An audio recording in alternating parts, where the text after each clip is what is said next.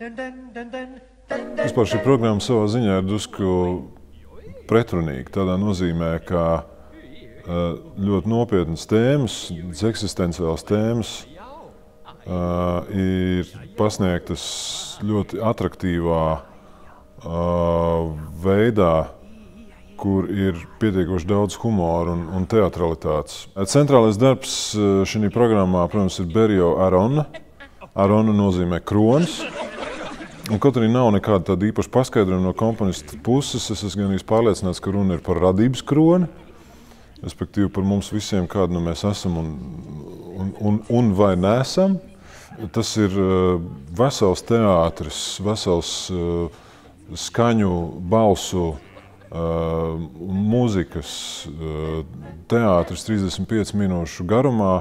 Berio opus Latvijā nekad nav skanējis līdz šim, un man jāsaka, tas viens no tiem gadījumiem, kur es tiešām ļoti ilgu laiku esmu tā kā kaķis ap krējumpodu staigājis ap šo partitūru un mēģinājis kaut kādā veidā izdomāt, kā viņu varētu realizēt, un beidzot pienāca tas brīdis.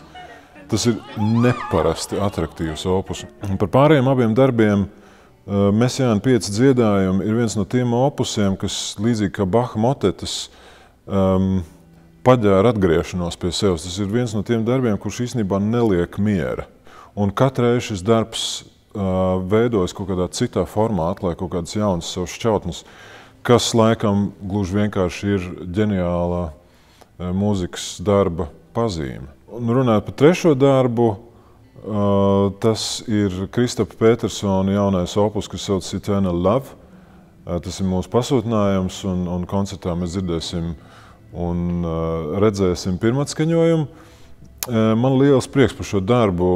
Man ļoti patīk tā muzika, un man ļoti patīk arī īstenībā tas formālais uzstādījums, ka šī viena no pirmajām reizēm, kur tā radoši, bagātīgi, klasiskas muzikas kontekstā tiek izmantot elektriskā ģitāra. Man tiešām ļoti liels prieks, ka Kaspars Zemīts piekrīt ar mums sadarboties. Es ārkārtīgi augstu vērtēju viņa darbu gan džezā, gan spēlējot baroku ģitāru. Man šķiet, ka viņš ir brīnišķīgs, ļoti plašs domājošs mākslinieks.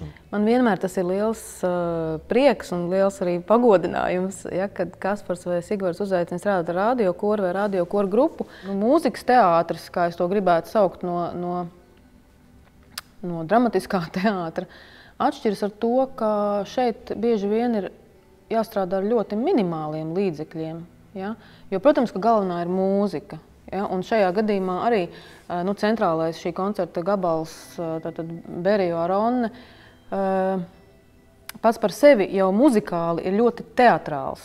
Ja? Un patiesībā mans uzdevums ir pēc iespējas mazāk taisīt teātri, jo tas teātris ir pašā mūzikā. Patiesībā tas režisoru uzdevums ir neizdarīt pa daudz, varētu tā teikt. Ja? Atrast kaut kādas ļoti precīzas, smalkas lietas, ja, kas to mūziku palīdz izcelt, palīdz varbūt arī zināmā mērā saprast.